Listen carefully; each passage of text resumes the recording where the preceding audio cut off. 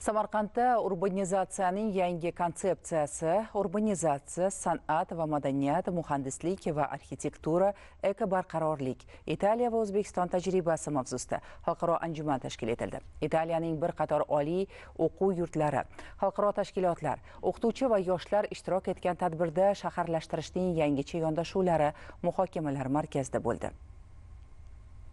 Ta'kidlash kerakki, mazkur xalqaro ilmiy-amaliy seminar O'zbekiston va Italiya o'rtasidagi ilmiy hamkorlikni mustahkamlash, zamonaviy urbanizatsiya jarayonlariga innovatsion yondashuvlarni joriy etish nuqtai nazaridan muhim ahamiyat kasb etadi.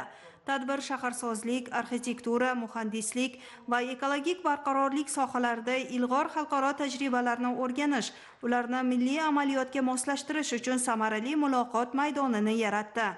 And management in art, heritage and culture. San'at, meros va madaniyat sohalarida muhandislik va menejment bo'yicha yangi kurslar ochishni rejalashtirganmiz. Samarqand davlat arxitektura va qurilish universiteti Peskaradagi universitet bilan hamkorlikni yo'lga qo'ymoqda. Akademik qismdan tashqari universitetlar va sanoat o'rtasida startap platforma yaratish imkoniyatlarini o'rganmoqchimiz. Shunda talabalar nafaqat o'qishi, balki darhol real loyihalarga qo'shilishi, O'zbekistonda yangi shaharlashtirish tashabbuslarini ishlab chiqishda ishtirok etishi mumkin. Anjumanda mahalliy va xorijiy ekspertlar yangi urbanizatsiya konsepsiyalari va ularning shaharlarni rivojlantirish bilan aloqasi haqida taqdimotlar o'tkazishdi.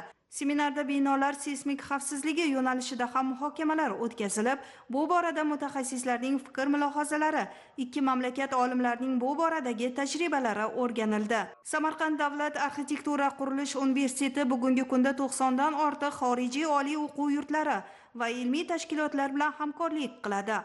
Tadbir doirasida yana 3 ta oliy o'quv yurti bilan hamkorlik memorandumi imzolandi.